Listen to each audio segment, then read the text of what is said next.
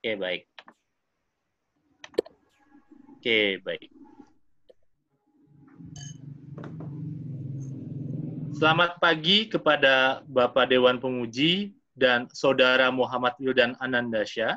Pagi, Pak. Hari ini kita akan menjalankan acara sidang proposal skripsi untuk Saudara Muhammad Wildan Anandasya. Sebelum dimulai, saya akan menyampaikan beberapa mekanisme sidang proposal skripsi. Struktural Dewan Pembimbing dan Penguji pada sidang proposal hari ini yaitu saya, dosen pembimbing Budi Arifitama, dosen pembimbing kedua Sylvester Dian Handi Permana, Ketua Dewan Penguji sekaligus anggota Dewan Penguji satu yaitu Bapak Yadarabullah, dan Dewan Penguji kedua yaitu Bapak Ade Syaput. Ujian akan dilaksanakan dalam kurun waktu 60 menit atau secukupnya, di mana presentasi sudah dilihat dalam video yang telah disampaikan sebelumnya. Sebelum dimulai, silakan saudara berdoa menurut agama dan kepercayaan masing-masing.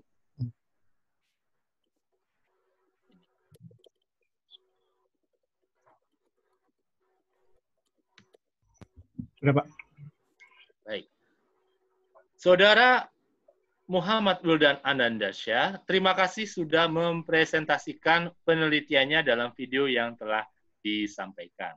Ya. Silahkan kepada Dewan Penguji pertama, yaitu Bapak Yadarabullah, untuk dapat bertanya. Baik, terima kasih Pak Budi Arifitama. Assalamualaikum warahmatullahi wabarakatuh. Waalaikumsalam warahmatullahi wabarakatuh. Selamat pagi, Wildan. Ya, selamat pagi, Pak. Baik, Pak. Alhamdulillah. Ya, saya pertama-tama mengucapkan selamat ya pada Wildan. Ya, terima kasih, Pak. Sampai saat ini bisa mempresentasikan proposal skripsinya ya. Ya, Pak. Ya, ini cukup menarik. Skripsi kamu ini yang kamu ajukan ini tentang mengklasifikasi ya Pak. penyakit ginjal kronis. Betul, Pak. Jadinya menggunakan extreme Gradient boosting ya, atau XG-boost ya. Ya, Pak. Ini menarik ini. Soalnya beberapa bulan yang lalu juga angkatan di atas kamu juga membahas tentang XG-boost ya. Ya, Pak, benar. Saya lupa siapa ya masih. Bang Pierre, Pak John Pierre. Oh, John Pierre. Ya. Ya, kalau tidak salah saya pembimbing dua kalau tidak salah ya. Saya ingat lagi deh. Apa? Iya, saya pembimbing duanya kalau nggak salah. Oh, iya, ya. Yaudan. Ya, Pak. Ini kita urut satu persatu ya. Saya udah lihat presentasi kamu yang di YouTube. Ya, saya juga sedang membuka naskah proposal skripsi kamu ya. Ya, Pak. Saya ingin tanya begini. Ini kan kamu ingin mendiagnosa penyakit ginjal kronis ya? Ya, betul. Oke. Saya mau tanya. Memang kalau kita mendiagnosa penyakit ginjal itu ada berapa cara? Yang pasti yang pertama itu ini ya, Pak, dari dokter ya. Dia akan memeriksa mungkin dari darahnya, dengan datanya itu kan mesti dimasukkan ke data. Nah, nanti mungkin dinilai dari dokter, wah kalau begini-gini, oh kamu kena ginjal kronis, karena pasti bisa dilihat dari hasil tes lab mungkin, Pak, gitu. Seperti itu sih. Ya, begini ya. Karena kalau kita bicara tentang biomedik ya, atau bioinformatics ya. Ya, Pak. Ini kan masuknya ke bioinformatika, di mana kamu menganalisis data medis ya, dengan menggunakan algoritma atau komputasi gitu kan. Ya, Pak. Nah, yang ingin saya tekankan di sini adalah ketika kamu menentukan ya kan atau mengetahui cara-cara apa aja yang bisa digunakan untuk menganalisis diagnosa penyakit ginjal kronis ini, apakah kamu sudah mempertimbangkan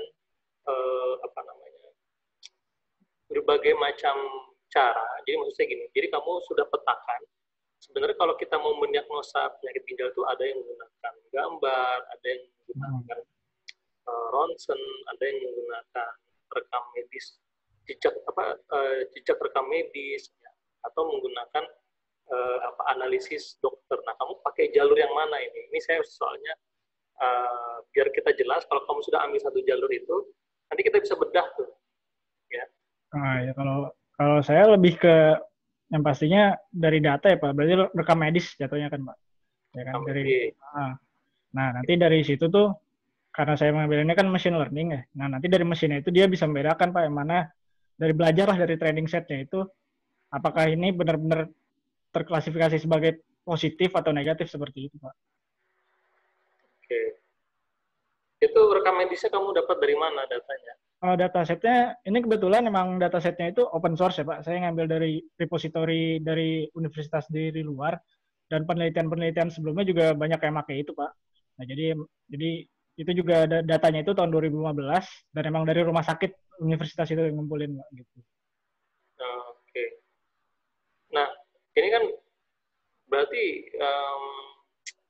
sampling atau apa namanya ya objek penelitiannya bukan di Indonesia berarti ya? Kalau datanya sih mungkin bukan Pak, cuman nanti kan machine learning-nya cuma saya untuk mengevaluasi aja kan Pak, algoritma ini sebaik apa gitu. Saya kan seperti itu. Iya, paham. Ya, berarti kan ini sebenarnya data pasiennya bukan pasien orang Indonesia. Iya, gitu. Bukan sih. Di luar gitu ya. Oke, nggak masalah. Yang namanya sumber data itu boleh saja dari Indonesia, boleh dari luar. Ya. Itu nggak ada masalah. Cuman nah ini pertanyaan berikutnya. Kalau memang dia dari luar, berarti kan sudah diteliti sebelumnya kan? Ini pakai chronic kidney disease analysis ya? Dari CKD ya? Iya. Oke. Saya pengen tahu dari data set yang sudah tersedia itu, berarti kan sudah banyak penelitian yang menggunakan dataset itu kan? Iya.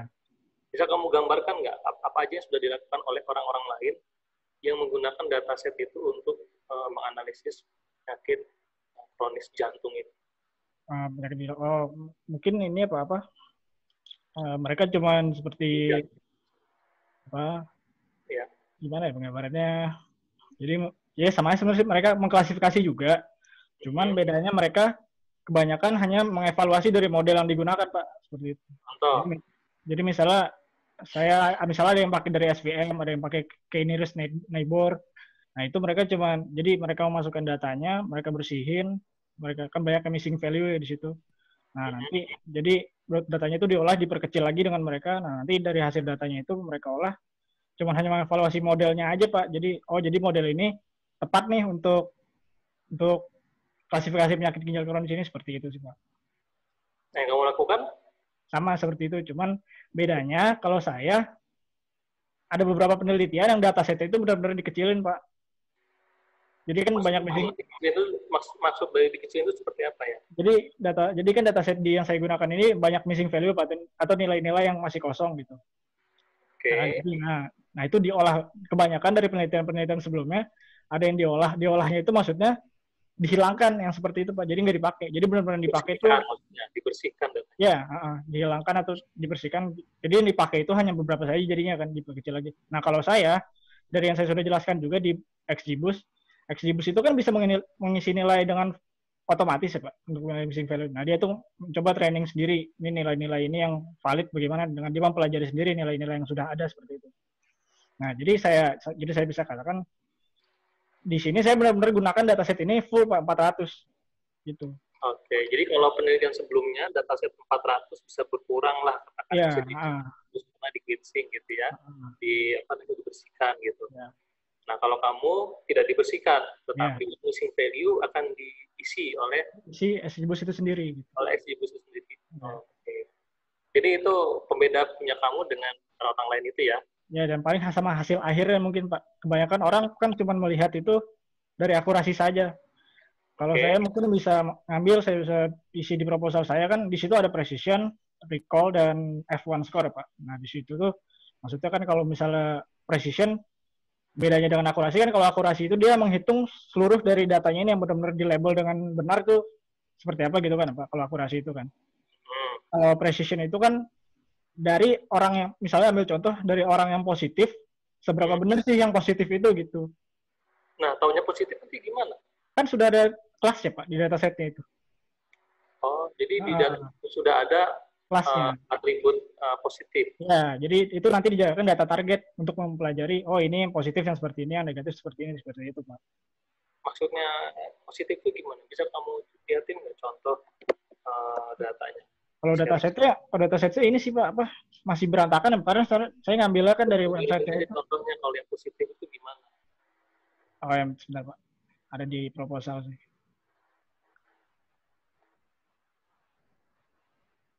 Sebentar Pak. Nggak bisa.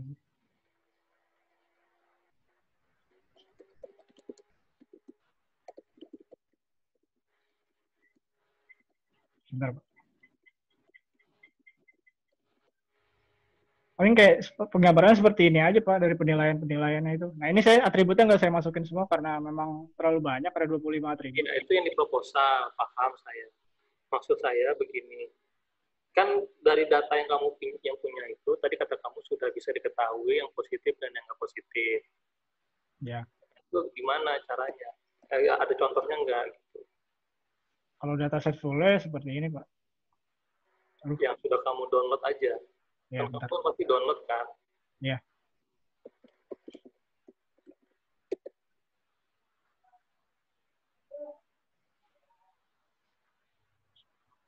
Mohon maaf kalau kurang jelas, tapi yang saya ambil seperti ini Pak. Dia sini kan kelasnya ada kelasnya itu atributnya.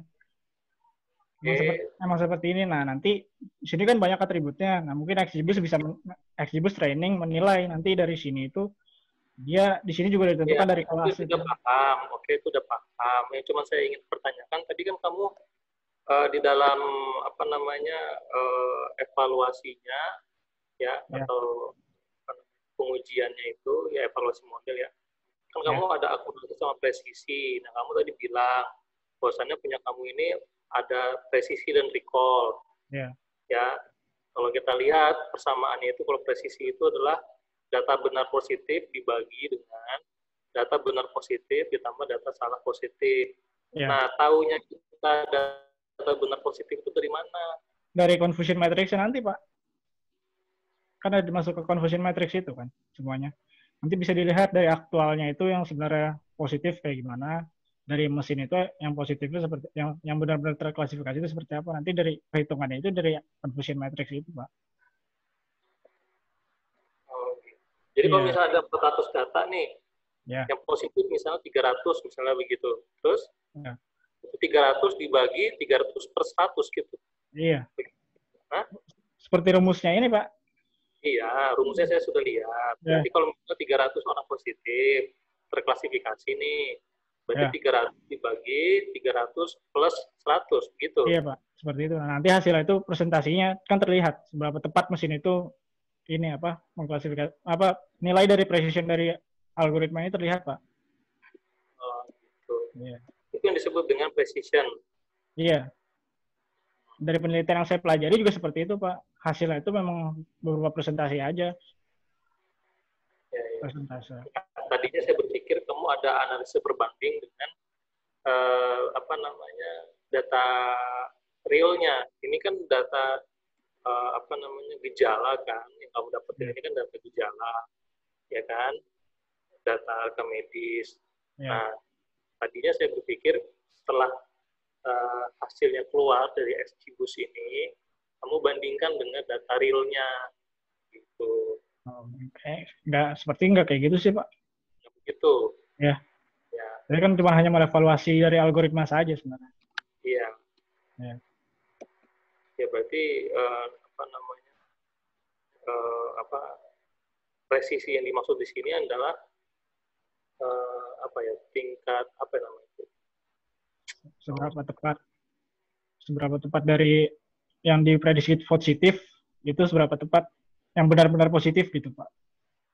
Ya kalau dibilang seberapa tepat sih belum tentu ya karena kata-kata tepat itu harus ada perbandingan dengan realisasi gitu bisa dikatakan tepat. Tapi tingkat persentase ya tingkat persentase apa namanya mengetahui jumlah positif gitu. Jadi kalau dari 400 data kita bisa melihat 75% itu positif misalnya begitu. Nah, berarti kan tingkat persentase untuk mengetahui positif begitu. Mungkin seperti itu kalimatnya. Kalau tepat atau tidak tepat itu nanti harus dibuktikan dengan realisasinya.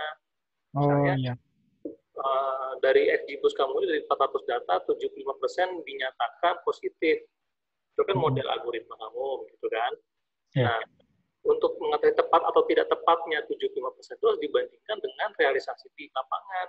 Benar nggak segitu? Ya, ya. Oh, ternyata enggak. Kalau di lapangan itu yang positif dari 400 itu adalah 80%. Nah, berarti kan ada miss. Algoritma kamu 5%. Gitu loh. Oh iya. Ya, siapa? Itu tepat tidak tepat itu begitu cara mengetahuinya. Tapi kalau hanya untuk mengetahui persentase, berarti ya tingkat persentase begitu. Oh ya, siapa? Ya, Ya. ini hanya kalimat-kalimat aja sih. Yang penting kamu paham maksudnya seperti apa. Ya, Ya. siapa? Siap. Oke, nice. Ini, nah, saya mau tanya lagi. Ya, Pak.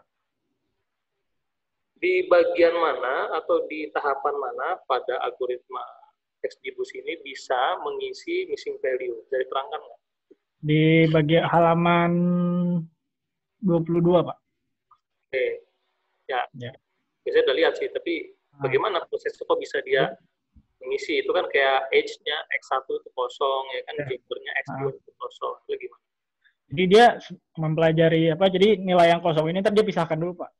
Nah, Oke, nanti dihitungnya itu dengan yang saya sudah pelajari sih dari thresholding itu yang H dari kurang dari 20 itu. Nah, tapi menyesuaikan dari dataset yang digunakan. Nah, nanti itu XGBoost itu mempelajari sendiri apa kira-kira yang paling optimal ke arah defaultnya itu yang mana. itu Simpelnya sih gimana? seperti Itu gimana? uh, Prosesnya gimana? Pasti ada komputasinya itu, pasti ada tahapannya itu. Nggak mungkin kan dia tiba-tiba ngisi H untuk X1 itu adalah 10 gitu. kalau Mungkin kan? komputasinya iya sih. Kan lebih kayak dibandingkan dengan nilai yang sudah ada gitu, Pak. Kalau Dibanding misal lebih dari berapa, ya saya kurang dataset saya kan beragam ya Pak nilainya. Nanti XGBoost itu sendiri yang menemukan apakah lebih besar dari ini. Kalau emang tidak, nanti dia masukin nilai yang paling optimal. Yang saya pelajari sih seperti itu Pak. Memang kalau lebih detailnya saya kurang. Coba tampilin halaman 22 deh. Ini Tampilkan halaman 22. Ya. Kita bisa lihat bareng-bareng ya. Ya Pak. Udah dibuka. Ya sudah Pak. Nah, nice. Ini jadi pertanyaan saya. Oke, kamu lihat di situ data example X1 S-nya kosong. Iya. Betul? Ya, X2 gendernya kosong, betul? Iya, betul. Nah, pertanyaan Pak Yada, saya ulangi lagi ya. Bagaimana proses di XGBoost ini bisa mengisi yang kosong tadi tuh? Bagaimana caranya dia mengisi? Dia ya kalau secara detailnya itu kan mesin ya Pak. Saya juga belum pelajari terlalu dalam. Mesin, paham Pak ya. Cuman kan itu kan ada processingnya, ada tahapannya. Misalnya X1 itu nanti akan H itu akan diisi ya dengan mengkalkulasi misalnya rata-rata kah gitu ya dari H yang ada atau nilai tengah kah gitu ya, atau misalnya ini H yang kosong ini adalah male, nanti dikumpulin dulu yang male semua, nanti diambil rata yang male. Oh iya. Misalnya begitu, saya nggak tahu, nanti makanya saya tanya sama kamu. Saya lebih ke ini sih Pak, nilai min atau mediannya juga sih mereka dia ngitungnya.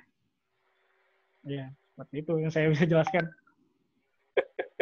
Saya juga tidak terlalu mendalami ini sih Pak, maksudnya kalau saya tahu kan memang XGBoost ya udah dia bisa mengisi nilai yang kosong. Jadi yang saya butuhkan untuk membersihkan dataset saya kan yang itu aja Pak gitu. Jadi saya nggak terlalu mendalami. Gini Wildan, makanya saya bilang penelitian kamu ini bagus ya, menarik, sangat bagus bahkan ya. Karena apa? Kamu bisa memperlihatkan gap penelitian kamu dengan penelitian sebelumnya. Jadi gini ya, riset yang bagus itu ketika kita bisa memperlihatkan gap kita gitu.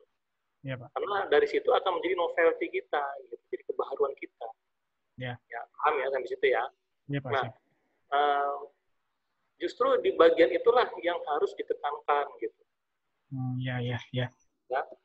Kamu tadi kan sudah sampaikan, bedanya saya sama yang lain Pak, kalau yang lain itu missing value-nya harus dihilangkan dulu, di-cleanse dulu gitu ya, baru bisa diolah. Kalau saya enggak, missing value-nya bisa diisi otomatis oleh mesin. Wah, ini luar biasa, makanya saya tergelitik untuk mengorek itu gitu.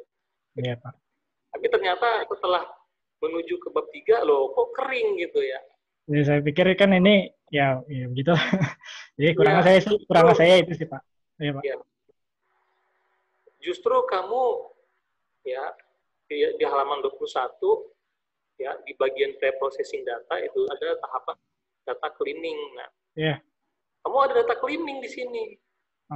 Ya, bisa menjelaskan sih Pak. Jadi yang Nah, masuk ke data cleaning itu kan missing value yang ada itu tandanya itu kan tanda tanya ya Pak. iya Seperti itu. betul. Nah, sebenarnya cuma yang dimaksud data cleaning yang menghilangkan itu aja sih Pak, tanda tanya itu, sehingga nilainya ini kan Ya, kosong nih, tadi nggak kan ada isinya. kata kamu nggak perlu menghilangkan apa Oh, namanya missing value-nya. Kamu akan mengisi missing value-nya. bukan maksudnya menghilangkannya, kata-katanya sih mungkin ya Pak, menghilangkannya itu maksudnya bukan menghilangkan seluruh kolom datanya Pak, maksudnya hanya yang ada nilai missing value-nya aja, yang seperti tanda Nah, tanya ini. berarti bertentangan dengan pernyataan kamu pertama di awal tadi. Kan kamu tadi di awal bilangnya bedanya penelitian kamu sama penelitian yang lain. Kalau penelitian lain, Pak, missing value-nya dihapus. Kalau saya enggak. Saya Missingnya Kenapa? maksudnya seperti ini Pak, missing value itu maksudnya data pasien yang ada nilainya yang tidak ada, itu data pasien itu tidak dipakai seperti itu. Lah, tadi kamu bilang kalau datanya 400, kamu pakai semua 400. Itu kan maksudnya penelitian yang Ini direkam loh, ada rekamannya dari awal kita itu bisa. iya, itu penelitian yang sebelumnya maksudnya pasien yang ada missing value-nya tidak dipakai. Kalau saya untuk membersihkan datanya itu kan yang menandakan missing value itu kan itu tanda tanyanya aja. Tuh. Di kolom misalnya kolom bagian kolom 1 lah misalnya seperti itu, Pak. Ya. Nah, yang dihapus itu hanya yang tanda tanya saja saya bersihkan gitu loh. Sehingga nanti Exibus itu bisa ngisi lagi, bukan berarti data pasiennya yang dihapus seperti itu, Pak. Oh, berarti data cleaning ini Hanya membersihkan saja biar bisa diisi dengan nilai yang valid gitu. Soalnya kan tanda tanya ini kan berarti nilai yang tidak nilai yang kosong gitu loh, Pak. ya. Iya. Tapi di sini kalau kita baca perintah tersebut adalah perintah untuk mengganti seluruh kolom yang memiliki missing value berupa dengan nilai NaN. Not a number. Not a number. Ya. Berarti jadi nanti setelah tanda tanya itu dihapus, diganti dulu ke NaN. Nah, nanti NaN-nya itu di drop sehingga kolom itu kosong. Nah, kolom itu yang kosong itu siap diisi dengan nilai yang ditentukan Exibus itu seperti itu, Pak. Oke. Mana ada tulisan akan diganti dengan nilai yang ditentukan oleh itu di paling bawah, Pak. Lalu pada baris kedua fungsi itu menghapus kolom yang berisi tersebut hingga nantinya dapat diisi dengan valid dengan nilai yang valid. Nah, baru saya masuk ke yang Exibus ini gitu.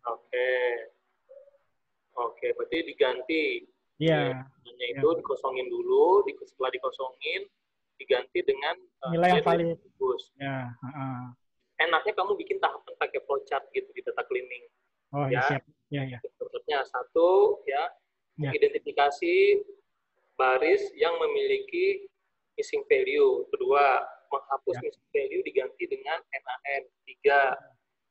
Nah, tiganya ditentukan nilai oleh XGBoost. Nah, cara menentukan nilai oleh XGBoost-nya itu yang kamu harus rinciin lagi. Ya, siap. Mana dia bisa mengisi. Ya, kan nggak mungkin kan tiba-tiba langsung twing ada isinya, nggak mungkin. Iya juga sih. Ya, jadi ini di data cleaning ini ya, kamu kalau bisa sajikan dalam flowchart ininya tahapannya atau algoritma atau pseudocode. Ya, siap. Ya. Karena inti dari riset kamu di sini, Hildan. Iya, Pak. Nah, gitu. Ya. Proses komputasi yang menariknya di sini. Ini yang harus kamu dalami, yang harus kamu tonjolkan tuh di sini. Ya, siap, Pak. Gitu ya. Ya, Pak. Terima kasih, Pak Eda. Coba kamu nanti baca lagi. Cari jangan jurnal ya. Coba cari book yang membahas tentang XGBoost. Biasanya kalau jurnal itu kan dia kan ringkasan aja. Artinya nggak terlalu spesifik. Coba kalau kamu cari book Chandler atau book Harry Potter terbang di atas rumah saya soalnya. Sebelah rumah saya ini ada helipad.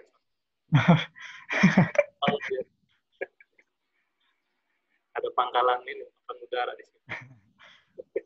Nah, jadi kembali lagi saya bilang tadi, coba kamu cari buku yang membahas tentang XGBoost. Biasanya kalau buku itu jangan bahasa Indonesia ya, bukan bahasa Inggris. Itu biasanya lebih komprehensif penjelasan tahapannya. Nanti kamu bisa masukin ke dalam bagian data cleaning itu, ya, Ya, Pak. proses untuk isi missing value, ya. Ya, siap. Baik. So far saya rasa itu dulu dari Pak Yada. So, dan jadi saya mengomentari substansinya. Ya, Pak. Nanti bagian redaksi akan dikomentari oleh dosen penguji 2. Ya, Pak. Demikian dari saya. Terima kasih. Selamat. Ya, terima kasih Pak Yada masukannya. Baik, terima kasih kepada dosen penguji pertama, Bapak Yada Rubolo. Sekarang saya persilahkan kepada dosen penguji kedua, yaitu Bapak Ade Syahputra untuk menyampaikan pertanyaannya. Baik, terima kasih Pak Budi. Saya coba share screen aja lah ya. Ya, Pak. Bentar. Gimana nih? Kok beda?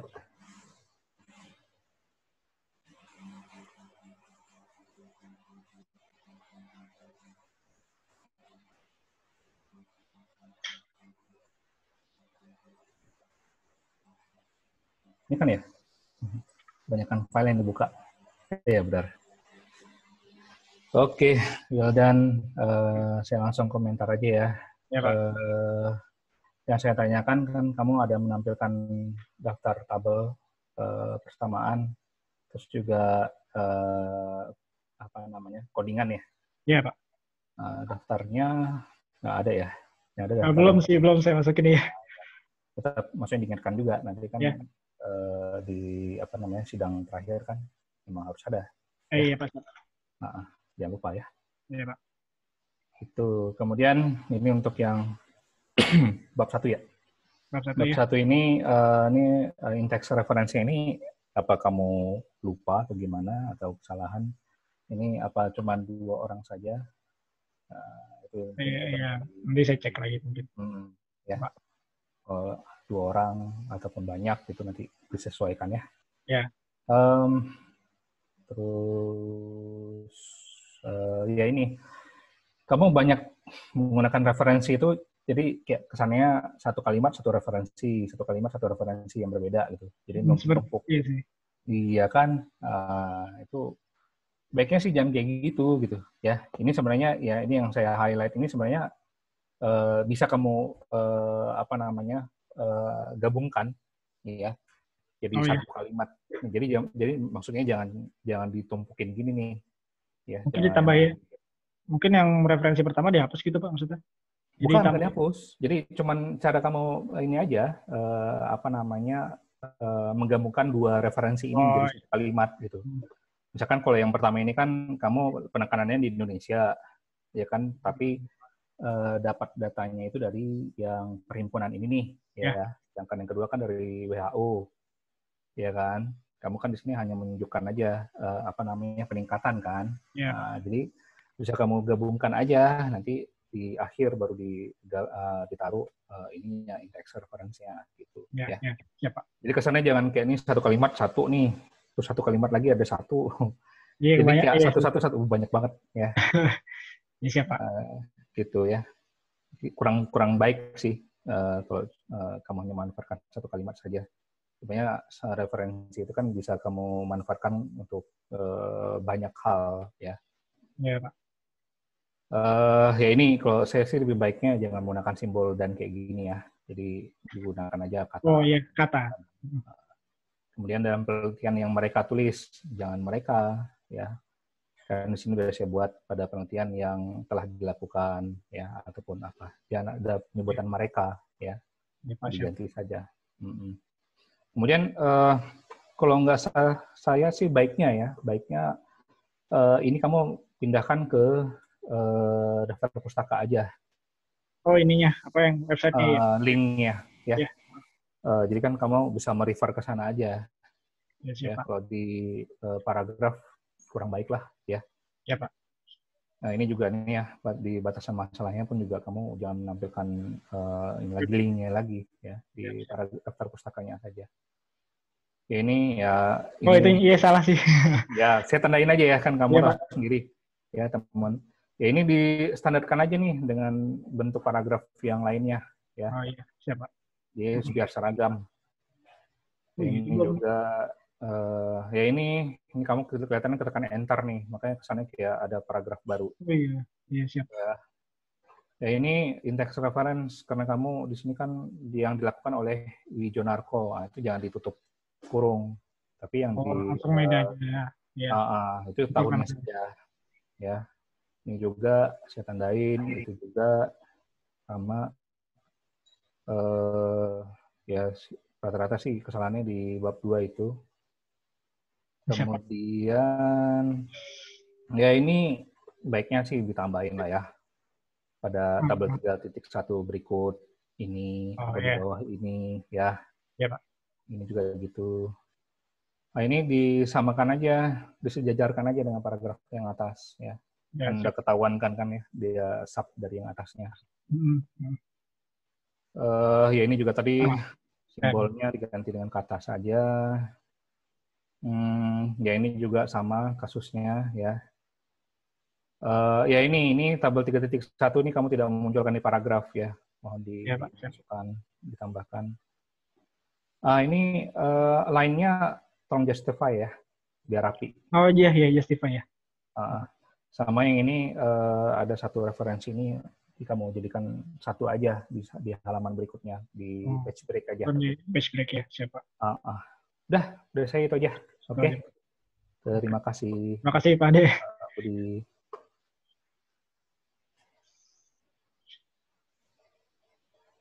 Oke, baik. Terima kasih kepada dosen penguji kedua, Bapak Ade Syaputra. Oke, Saudara Muhammad Wildan Andansyah, setelah kamu, salah ini. Oke, setelah kami melihat video presentasi dan tanya jawab ini, silakan saudara leave meeting terlebih dahulu. Nanti untuk pengumuman dari lolosnya atau tidak lolosnya sidang proposal dari kamu, Wildan, nanti akan dilakukan pengumuman di akhir setelah dilaksanakan rangkaian sidang proposal dari teman-teman kamu yang lain. Ya, jadi tolong di standby dan tolong standby dan nanti kami akan panggil lagi untuk next. Baik, terima kasih. Saya live meeting juga.